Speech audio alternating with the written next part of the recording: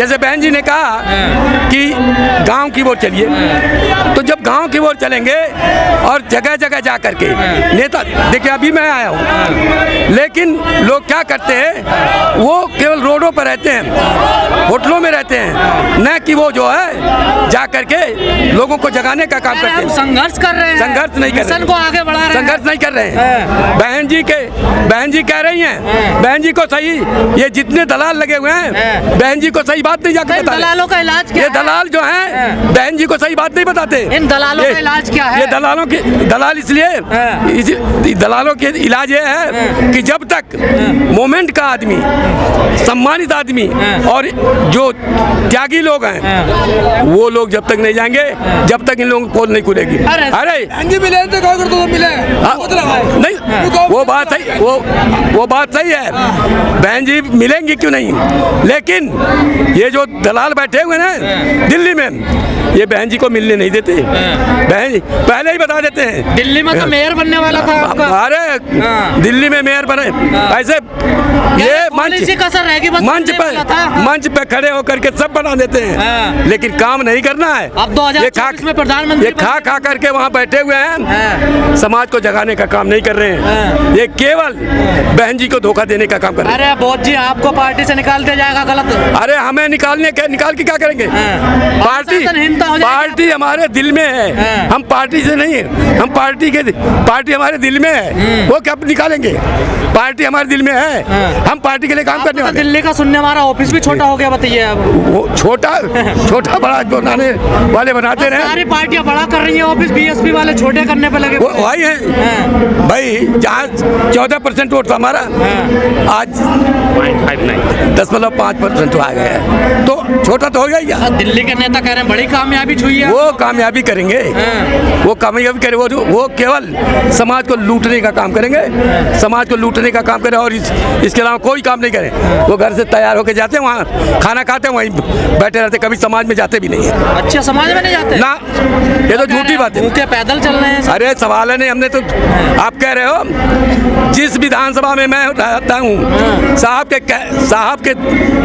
कहने के, साहब ने जब 91 में कार्यक्रम हुआ, साहब ने मेरे से कहा तुझे 100 टेम्पू भरना है, हमने कहा नहीं भर पाएंगे। कमी कहाँ आई है बोध जी, कमी कहाँ आई है? कमी आई है जो ये जो कार्यकर्ताओं के ऊपर दलाल बैठा दिए गए, समाज के दलाल और पार्टी के दलाल, पदाधिकारी जो बना गए, कोऑर्डिनेटर। बिल्कुल, एक बात सुनो, जिन लोगों को कुछ पता नहीं है, मोमेंट के बारे में कुछ पता नहीं है, जिन लोगों को, उन लोगों को बैठा दिया गया, बोलते क्या करेंगे, क्या लोगों को समझाएंगे? बात कर रहे हैं, इतने तो पक्के मिशनरी है, सुबह को जय भीम बोल रहे हैं, शाम को शिवलिंग। अरे एक हाँ, ये बात है, यही तो बात है।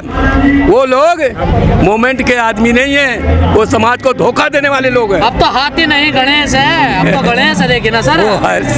उस चीज को तो देखिए, साहब ने इस बात को साहब ने से कहा, जब इन लोगों ने नारा दिया था कि हाथी नहीं गणेश है, ब्रह्मा विष्णु महेश है, तो साहब ने भी तो कहा था, अरे तुम लोग भी बोलो तो फिर।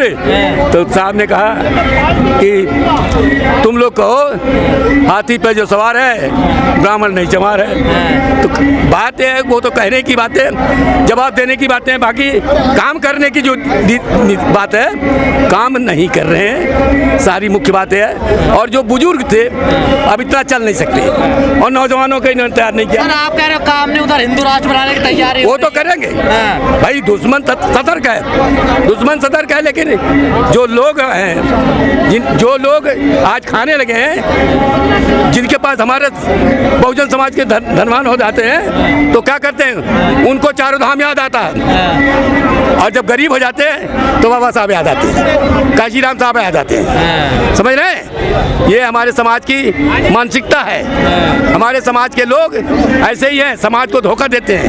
2.5 लाख के करीब स्कूलों को मर्ज किया जा रहा है, और हमारी नाक के नीचे दिल्ली में हम सभी बैठे हैं, और पूरे देश के लोग दिल्ली की तरफ देखते हैं कि दिल्ली में क्या हो रहा है, एनईपी के अगेंस्ट क्या हो रहा है। लेकिन दुर्भाग्य की बात है, और कई स्टेट्स में मैं देख रही हूँ आंदोलन चल रहे हैं, छात्र आंदोलन, शिक्षक आंदोलन, और अभिभावक भी आवाज उठा रहे हैं। अभी चेन्नई में All India Civil Education Committee की एक कॉन्फ्रेंस थी, कन्हैया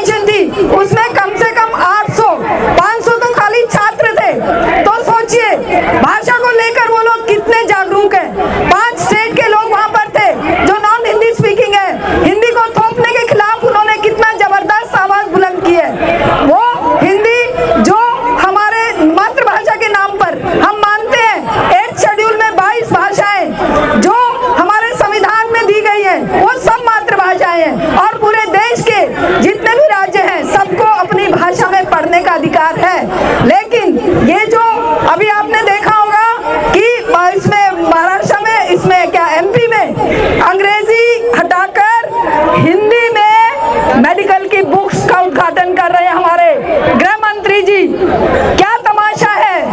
अरे तुम कहते हो संस्कृत, हिंदी, फलाडिका ये हमारी मातृभाषा है, हमारी संस्कृति। अभी एक भाई मेरे से पूछ रहा था कि क्या हर्ज है संस्कृत और हिंदी में। एनईपी में तो इन बातों की बहुत तारीफें की गई हैं। अरे एक हर चीज का एक रोल होता है। संस्कृत ने एक रोल प्ले किया 500 साल पहले, 1000 साल पहले, अब वो रोल खत्म है। लैटिन ने एक रोल प्ले किया, और भी विश्व की 4 जो सिस्टर लैंग्वेज कहलाती है उन्होंने अपने रोल प्ले किए।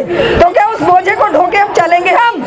अब तो नई लैंग्वेज और नई जो हमें डेमोक्रेटिक वैल्यूज देती है, जो हमें साइंटिफिक तरीके से सोचना सिखाती है, जो विश्व में उन्नति और विकास के लिए हमारा हथियार है, उस लैंग्वेज को लेना पड़ेगा।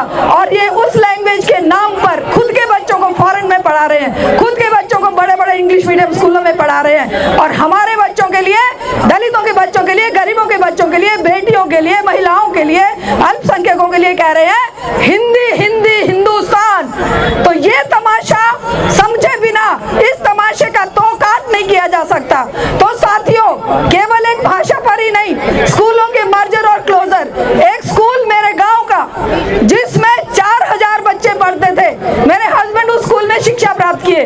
जानते हैं वो 10 एकड़ में जो स्कूल था, आज उस स्कूल में 30 बच्चे हैं।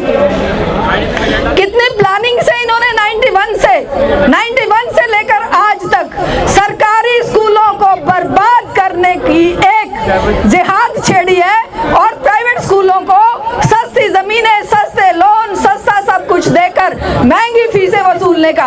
अभी मेरे पहले साथी ने कहा, और इधर से ही काम नहीं चला, फॉरेन बोर्ड्स, सीबीएसई बोर्ड को बर्बाद करके, foreign boards, Cambridge board, Oxford, फलाडिका, ये वो। क्या तमाशा है भाई। हमारी टैलेंट बाहर जा रही है क्योंकि यहाँ बच्चों को रोजगार नहीं है, क्योंकि यहाँ बच्चे पीएचडी करे, पोस्ट डॉक करे, घूम रहे हैं, उनको रोजगार नहीं है। ये कह रहे हैं बाहर से हम फैकल्टीज बुलाएंगे। शर्म से डूब नहीं मरना चाहिए। क्या क्या कर रहे हो तुम? हमारे बच्चों को रोजगार देने की बजाय, हमारे नए स्कूल खोलने की बजाय स्कूलों को मर्ज कर रहे हो, बच्चों के रोजगार छीनने के लिए बाहर से फैकल्टीज की बात कर रहे हो, अपनी यूनिवर्सिटियों को बर्बाद करके, अपने जेएनयू और सेंट्रल यूनिवर्सिटियों पे सब पे कोड़े चलाकर स्टूडेंट्स को और हमारे टीचर्स को जेलों में डालकर तुम अब कह रहे हो हम फॉरेन यूनिवर्सिटी बिल ला रहे हैं। क्या क्या इनकी कहानी, क्या क्या कहा जाए। कुल मिलाकर बात इतनी है कि ये सरकार एजुकेटेड जनता नहीं चाहती, ये चाहते हैं रियाया। एक बादशाह होगा, बाकी लोग रियाया होंगे। एक राजा होगा, सम्राट होगा, और बाकी प्रजा होगी। प्रजा को क्या चाहिए? रोटी, कपड़ा और उनको अपना रहने खाने का थोड़ा बहुत सामान। ना उन्हें नौकरी चाहिए ढंग की, ना उन्हें कोई एजुकेशन चाहिए, ना देश का। उनका कहना है देश बहुत डेवलप कर चुका, अडानी ने बहुत डेवलपमेंट दे दिया, अंबानी ने बहुत डेवलपमेंट दे दिया, विश्व में झंडा बुलंद कर दिया।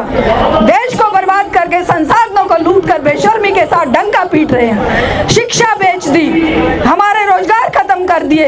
अभी बिजली का भी नया बिल ला रहे हैं जिसके लिए किसान 13 महीने सड़क पर बैठे थे। तो साथियों, कहानियां बहुत हैं, लेकिन समाधान एक ही है, और वो समाधान है जन आंदोलन। और शिक्षकों पर और हमारे छात्रों पर सबसे बड़ी जिम्मेदारी आयद होती है, सबसे बड़ी जिम्मेदारी आयद होती है। क्योंकि आपको पता है नेताजी सुभाष चंद्र बोस ने कहा था, नेताजी सुभाष चंद्र बोस ने शायद, if I am not wrong, कि तुम्हारी शिक्षा इंतजार कर सकती है लेकिन देश की आजादी इंतजार नहीं कर सकती। तो आपकी शिक्षा, आपके कैरियर, आपके रोजगार को तो वैसे ही बलि चढ़ाया जा रहा है। वैसे ही हमारे टीचर से मैं बात करती हूँ स्कूलों में, जो ये केजरीवाल सरकार दावा कर रही है कि इन्होंने वही विश्व स्तर के स्कूल बना दिए, सैकड़ों स्कूलों को इन्होंने बंद कर दिया, मर्ज कर दिया। टीचर और स्टूडेंट रेशो एक एक टीचर का 90-90, 100-100, 150-150 बच्चों का आ रहा है, और जनता चुप है। दुख की बात ये नहीं है कि वो गलत कर रहे हैं, दुख की बात ये है सारे विपक्षी दल मुंह में दही जमाए हुए, कभी भी इनके नेता गिरफ्तार होते हैं तो हजारों की संख्या में सड़क पर उतरते इनके कार्यकर्ता, कभी शिक्षा के लिए खड़े होते हैं, कभी आवाज उठाते हैं हमारे बच्चों के रोजगार कहाँ गए, कभी आवाज उठाते हैं हमारे सैनिकों की पेंशन का क्यों नहीं हो रहा, कभी आवाज उठाते हैं है नहीं उठाएंगे। तो ये साथियों विपक्ष बनना पड़ेगा आज हमें, क्योंकि इस विश्व में जितनी क्रांतियां हुई हैं, जितने परिवर्तन हुए हैं, छात्र और शिक्षक उनका नेतृत्व किए हैं। तो आज ये जिम्मेदारी आप पर और हम पर आयद होती है साथियों। तो आप सबको तैयार रहना है, केवल हमारे भाषण नहीं सुनना है और भाषण नहीं देना है, एक्ट के लिए सड़क पर उतरना है। बहुत बहुत धन्यवाद। इनकलाब जिंदाबाद।